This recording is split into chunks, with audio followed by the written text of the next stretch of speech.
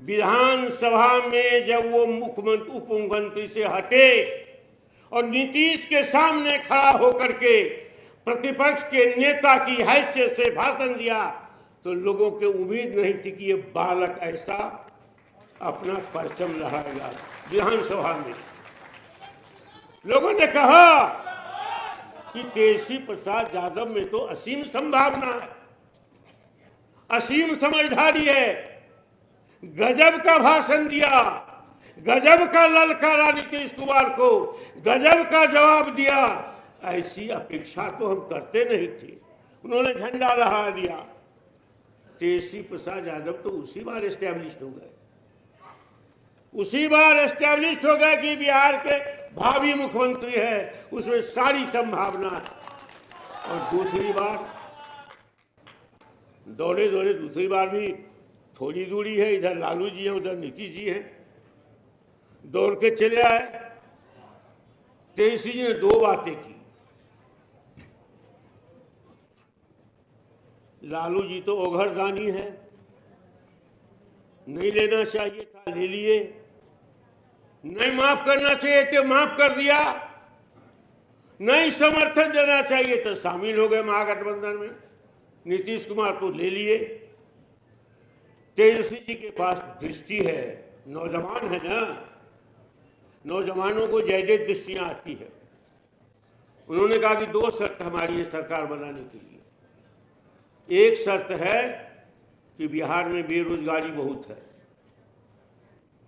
और पद रिक्त है, और पद रिक्त है तो 10 लाख लोगों को नौकरी देने की राज्य सरकार की क्षमता है।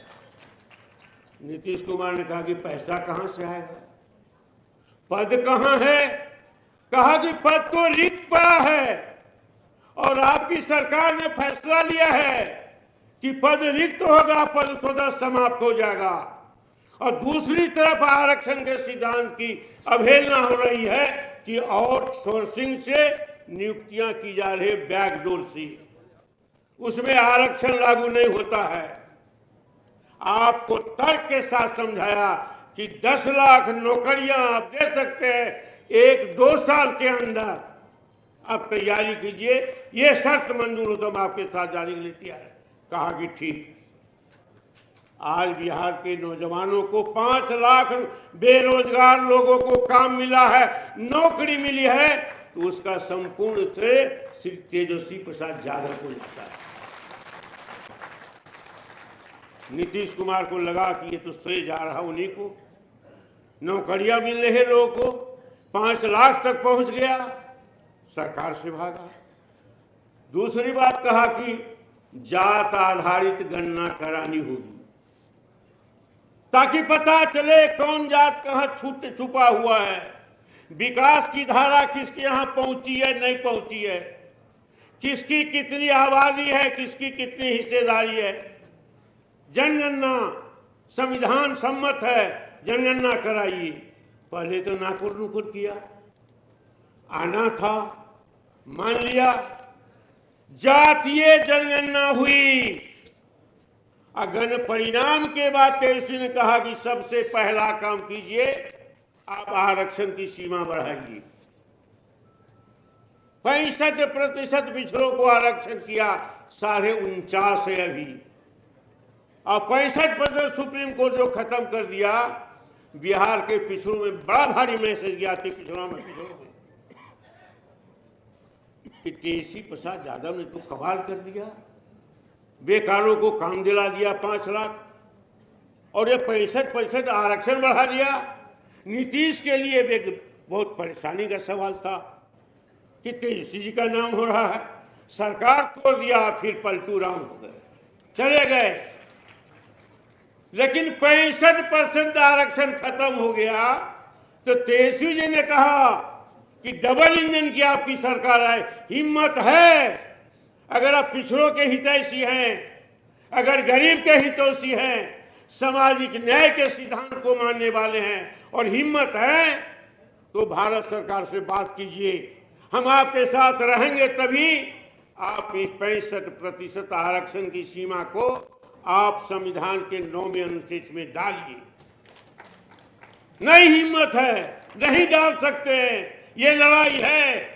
डेली तेजस्वी प्रसाद यादव ने चुनौती दी है बराबर। तो ये मामूली लड़ाई नहीं है, मामूली दृष्टि नहीं है। और सोर्सिंग बड़े बड़े लोगों ने नाम आ रहा कि अरबपति हुए, क्या काम है जी? और सोर्सिंग का धंधा चला रहे हैं, बड़ी बड़ी कंपनी बना करके। ये खत्म होना चाहिए बिहार में। ये नीतीश के चलते नहीं खत्म होगा। अब अंतिम बात ये कहना चाहते हैं, अति पिछड़ा के लिए 36% अति पिछड़ा की संख्या, उसकी हिस्सेदारी बताई जाती है। और बिहार में राष्ट्रीय जनता दल आज भी अपने सकारात्मक जनाधार के आधार पर नंबर 1 पार्टी है। 78-79 सीट जीतने के बावजूद तेजस्वी प्रसाद यादव प्रतिपक्ष के नेता हैं और 45 सीट जीतने पर नीतीश कुमार मुख्यमंत्री है। यही है बिहार की स्थिति। 36% जो आरक्षण में लालू जी का जिन्न है। लालू जी ने उनके लिए काम किया है, लालू जी ने उनके लिए गालियां सही है। आज भी जाते हैं गांव में, इलाके में घूमने के लिए, तो गरीब का बेटा, गरीब का बाप, वो अति पिछड़ा कहता है हमको बोली जुबान और हिम्मत लालू यादव से मिली है। तो फिर वोट क्यों नहीं मिलता है? वोट क्यों नहीं देते हो? एक मनोवैज्ञानिक कारण है। जो पिछड़ा नहीं है वो पिछड़ा का नेता है।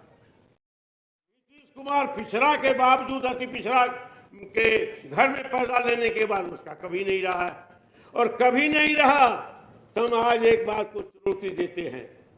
जब कर्पूरी ठाकुर ने बिहार में आरक्षण लागू किया था, तो जो ताकत निकली थी कर्पूरी ठाकुर के खिलाफ में, लालू यादव, मंगनी लाल मंडल ने उसके खिलाफ लड़ाई लड़ी थी।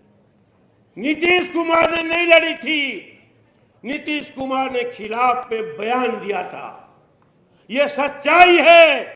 हिम्मत है तो अमर मुकदमा करे। अखबारों में खबर छपी थी कि कर्पूरी ठाकुर ने जो आरक्षण लागू किया है, उसे समाज में जातीय मनस पैदा होगा। जातीय आधार पर लोग बटेंगे, अमीरी गरीबी है, मार्क्स का सिद्धांत लाया था नीतीश कुमार ने। आज बड़े भारी कर्पूरी वाली हो गए, बड़े भारी, लेकिन काम नहीं करेंगे। 20 वर्षों में अति पिछड़ा का जो नेता पैदा हुआ था लालू जी के द्वारा, और जो कर्पूरी ठाकुर के द्वारा पैदा हुआ था, जिसको लालू जी ने संरक्षित किया, संवर्धित किया, पोषण किया, उस धारा को मार दिया नीतीश कुमार ने। कोई अति पिछड़ा का नेता है, सबसे बड़ा दुश्मन अगर कोई है अति पिछड़ा का, तो उसका नाम है नीतीश कुमार। फिर भी अति पिछड़ा कहता है। नीतीश कुमार, डॉक्टर लोहिया कहते थे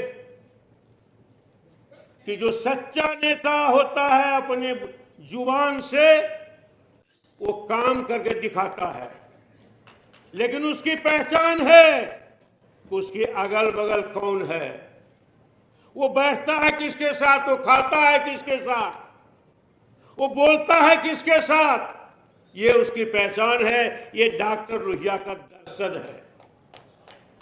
नीतीश कुमार के इर्द तो हमारे जैसे लोग मंत्री में थे, अब पहले भी है युवजन सभा में। नीतीश कुमार से पहले में मंगनी लाल मंडल और लालू प्रसाद यादव समाजवादी उसमें काम कर चुके हैं गरीबों के लिए। नीतीश कुमार तो बाद में आया है। तो नीतीश कुमार के इर्द गिर्द कौन है? अति पिछड़ा का आरक्षण लेते, वोट लेते हैं। कोई भी अति पिछड़ा नेता है बताइए आप लोग? नहीं है।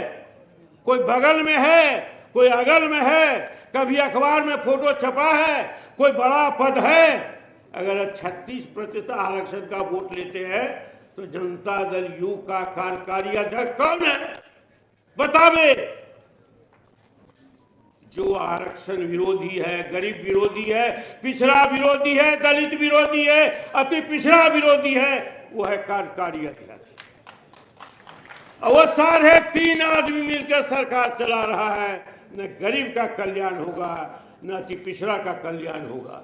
इसीलिए कर्पूरी ठाकुर की सामाजिक न्याय की धारा को पुनर्जीवित करना है। लालू जी का अगर धारा को पुनर्जीवित करना है, अगर जिन्न की शक्ति को पुनः निकालना है, तो गोलबंद कीजिए, प्रति पिछड़ा के बीच में जाइए, हमको गोलबंद करना है और तेजस्वी प्रसाद यादव जी को बिहार का भावी मुख्यमंत्री बनाना है। इसके लिए काम करना है। हवा बदल गई है, प्रधानमंत्री आने वाले हैं। भरोसा नहीं है एनडीए वाले को, बीजेपी वाले को, जनता दल यू वाले को। इस बार तेजस्वी प्रसाद यादव ने माहौल बदल दिया, हवा बदल गई है, सरकार जाने वाली है, हिल गई है। इसीलिए नरेंद्र मोदी को बार बार बिहार आने वाला है, इसका मतलब यही है। इसीलिए आप यहाँ से, हम यहाँ से जाए, 2 महीना हमें समय है, ये चुनौती के रूप में स्वीकार करें और समाज के हर तबका को, खास करके लालू जी के जिन को पुनः संगठित कीजिए, उसके बीच में जाइए और अब की बार अपनी सरकार बना करके तेजस्वी प्रसाद यादव को मुख्यमंत्री बना देना है। इन्हीं बातों के साथ हम अपनी बात समाप्त करते हैं। बहुत बहुत धन्यवाद।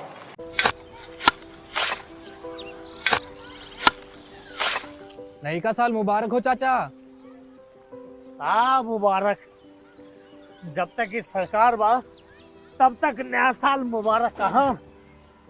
का बात करत बात ई बा, साल चाहे नया होके दिन चाहे, हमार जिंदगी में तो बस दुख है, दुख बा। बाढ़ के समस्या 10 का 10 बा। फसल बर्बाद हो जाला या ऑन पॉन बिक जाला, ना कोई उपाय बा ना कोई राहत।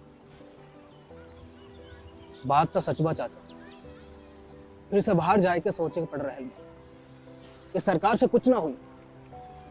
कबू कबू तो लागेला हमरे मजदूरन की जिंदगी में कोनो नया साल सच में मुबारक हुई।